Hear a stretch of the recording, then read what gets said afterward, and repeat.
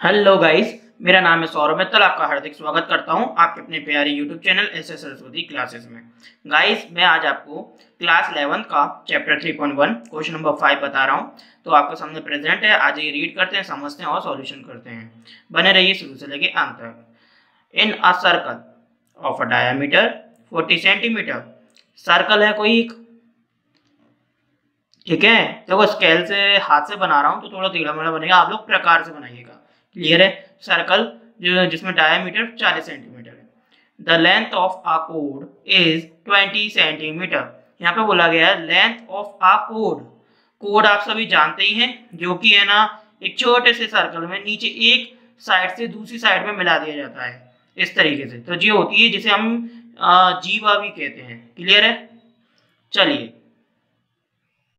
ठीक है ना। Find the length of a minor of the minor arc corresponding to the कोड। चलिए गाइस, हिंदी मीडियम वालों के लिए एक बार रिवाइज कर लेते हैं। कहाँ गई मेरी हिंदी मीडियम की बुक?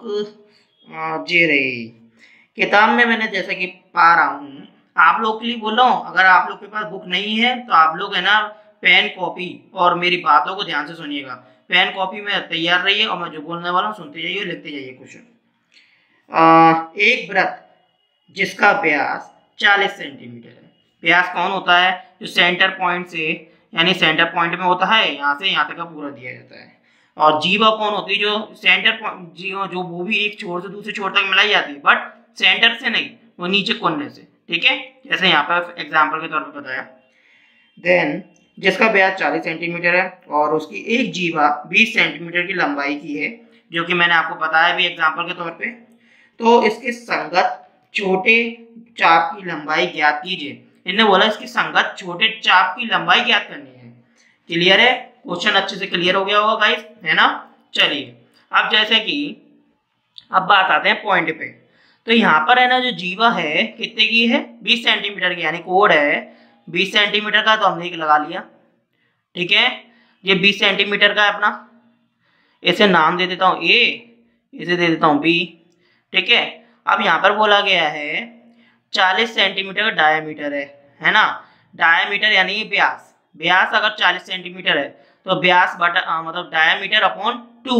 अगर डायमीटर का आधा कर दोगे तो त्रिज्या निकल के आएगी, जो कि हमारी क्या है, जो कि हमारी 20 सेंटीमीटर होगी, क्योंकि 40 में 2 का डिवाइड मारा तो हो गई 20 सेंटीमीटर। तो यानी यहाँ पे सेंटर पे पॉइंट रखा। ठीक है, मैं नाप के नहीं रख रहा हूँ, तो जी मत कहना कि सर आपने सेंटर पे नहीं रखा यार, वरना तुम लोग को हंसी उल्ला करने लग जाओ मेरी, है ना। सेंटर पे रखा, एक छोर यहाँ मिलाया, एक छोर यहाँ मिलाया। ठीक है, दोनों साइड बराबर ही है, तो ये दोनों ही साइड अपनी 20 सेंटीमीटर हो जाएगी। क्लियर है। और ये अपना थीटा हो गया। ठीक है, अब देखो भाई, यहाँ पर एक साइड 20 सेंटीमीटर की है, दूसरी साइड भी 20 सेंटीमीटर की है, इत्तेफाक से तीसरी साइड भी 20 सेंटीमीटर की है। जब एक सर्कल के अंदर जब ये तीनों साइड इनकी है ना सेम होती है, तो वह हमारा इक्विलैटरल ट्रायंगल कहलाता है। क्या कहलाता है? Equilateral triangle. जी वो नाम दे देते हैं। तो यहाँ लिख दीजिए, पहले नंबर लिख दीजिए गिवन। गिवन क्या दिया गया है हमारा? डायामीटर। डायामीटर क्या दिया है? 40 सेंटीमीटर, जिससे हमने त्रिज्या निकाली, यानी कि रेडियस निकाली। कैसे निकाली? डायामीटर को डी लिख रहा हूं अपॉन 2 इजकल्स टू में 40 अपॉन 2 इजकल्स टू में हो गया 20। क्लियर है। तो हमने ऐसे निकाल के त्रिज्या निकाल ली अपनी, जिसे रेडियस कहते हैं। एंड यहाँ पर हमारा length of a code is 20 centimetre है, जो कि कोड है ना, कोड वो क्या दिया गया है? 20 सेंटीमीटर। क्लियर है। हमें क्या करना है? Length of the minor arc corresponding और टू द कोड, यानी ये माइनर हमें ज्ञात करना है। ठीक है, यानी फाइंड करना है। तो देखो गिवन में अपन ने लिख लिया, रेडियस भी निकाल के दिखा दिए 20 सेंटीमीटर की अपनी, और कोड अपना 20 सेंटीमीटर। और बयाली मैंने बताया कि जब in triangle O A B is a equilateral triangle. Guys spelling थोड़ा देख लीजिएगा, है ना। मैं आपको पहले क्लियर कर देता हूँ, इक्विलैटरल ट्रायंगल है, जो कि मैं मुंह से बता रहा हूँ। बाकी थोड़ी स्पेलिंग आप भी चेक कर लीजिएगा। क्लियर है। बच्चों एक बात बताओ, मैंने जैसे बोला स्पेलिंग चेक कर लेना, कहीं ऐसा तो नहीं समझ बैठे कि ये सर को ही खुद ही कंफर्म नहीं है। याद रखना मजाक होता है कुछ जो कि हमें करना पड़ता है, क्योंकि आप लोग क्या होते हो, आप सोचते हो मजा नहीं आ रहा, थोड़ा मजाक अगर चलता रहता तो मजा अलग ही बनता है।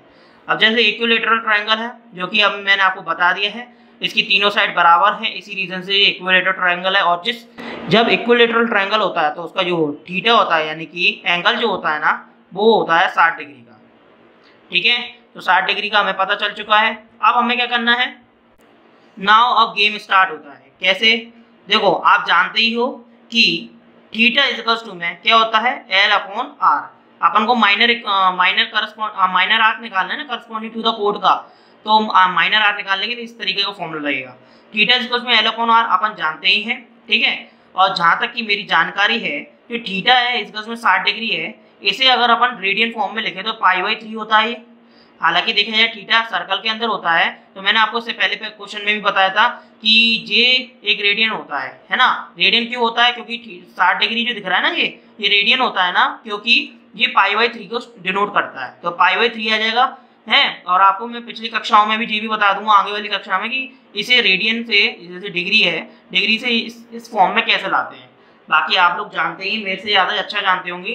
ठीक है, अब ऐसे ही यहाँ पे π/3 है, देखिए इस तरीके का हमने यहाँ पे लिख सकते हैं थीटा की जगह पर, तो ये 60 डिग्री एक जैसे ही होता है, तो 60 डिग्री और π/3 एक समान होता है। यहाँ पे जो थीटा दिख रहा है इसकी जगह पर हम रख सकते हैं, बिल्कुल रख सकते हैं, तो π/3 रख दीजिए।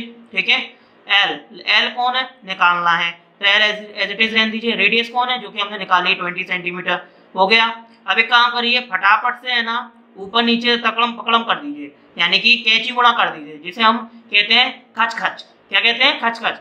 ठीक है, चलिए कैंची गुणा कर देते हैं हम। कैंची गुणा हमने करा तो क्या आ जाएगा, 20 इसके पास जाएगा तो 20π, 3 इनके पास जाएगा तो 3L। ठीक है, अब इसको सही करके लिख दें, हमें तो लेंथ निकालनी, तो लेंथ ऑफ आर्क निकालनी है, तो इसको 3 को नीचे पहुंचा दें, तो 20π/3 इक्वल्स टू में L।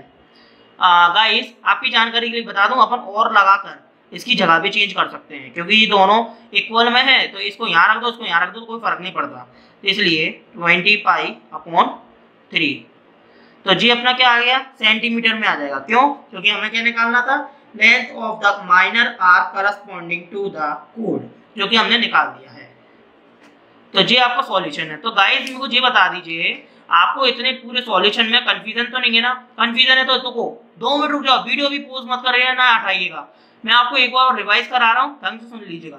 देखो यहाँ पर अपन को बोला गया था कि लेंथ ऑफ आर्क निकालनी, तो मैंने आपको शुरू में बता दिया था रेडियस कैसे निकालते हैं। जो डायमीटर होता है 40 सेंटीमीटर का है, तो जब रेडियस निकालने की बात आती है तो डायमीटर का आधा कर दो तो वो रेडियस के बराबर होता है। देख लीजिए, सेंट्रल पॉइंट अपन ने यहाँ रखा, ये आधा हो गया, और इतना ही यहाँ जोड़ दोगे तो ये पूरा डायमीटर हो जाएगा, इसलिए 20 सेंटीमीटर होता है, क्योंकि सेंटीमीटर में चल रहा है। देन कोड आपका गिवन में दिया था, है ना। और जहाँ पर देखा जाए इसकी एक साइड अगर ऐसे देखें तो यहाँ से देखेंगे तो ये भी रेडियस है, अगर आप इधर से ना देखो यहाँ से भी देखो ये भी रेडियस है, तो जो दोनों साइड इक्वल हो गई। एंड साथ में ये इत्तेफाक से हमारा कोड भी 20 सेंटीमीटर का निकला, तो तीनों साइड क्या हो गई, इक्वल हो गई। तो जब भी तीनों साइड बराबर होती है तो वो कौन कहलाता है, इक्विलेटरल ट्रायंगल कहलाता है। आप जानते हैं पिछली कक्षाओं में मैंने बताया है, तो थीटा इक्वल्स टू में जो भी इक्विलेटरल ट्रायंगल होता है तो उसका जो थीटा होता है ना, उसकी वैल्यू, उसका जो एंगल होता है ना, वो 60 डिग्री का होता है। और आपको बताया था मैंने इससे पिछले क्वेश्चन में कि सर्कल होता है, सर्कल के अंदर जो भी थीटा होता है ना, वो रेडियन फॉर्म में होता है। क्यों, क्योंकि हम 60 डिग्री को π/3 के फॉर्म में लिख सकते हैं। क्लियर है। तो अब हमें क्या है, हमें क्वेश्चन में length of the minor arc निकालना था, तो इसलिए नाउ थीटा इक्वल्स में L/R, क्योंकि हम जानते ही हैं थीटा की जगह में हमने π/3 रख दिया। L हमें निकालना है, R हमने निकाल लिया था 20 सेंटीमीटर हमने यहाँ रखा। कैंची गुणा करा, जिसे मैंने लैंग्वेज दूसरी चेंज करी, यानी कि मैंने जिसे हंसी मजाक के तौर पे बताया आप लोगों को, जिसे आप भूलो नहीं, कैंची गुणा यानी खच खच खच खच। ठीक है, तो इसको मल्टीप्लाई करा इससे, इसका इससे कर दिया, इसलिए यहाँ साइन बना दिया।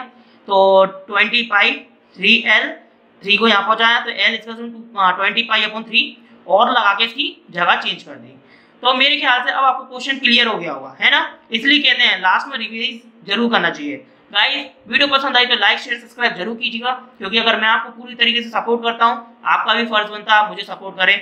Thank you so much, watching to video, मिलते हैं नेक्स्ट वीडियो में।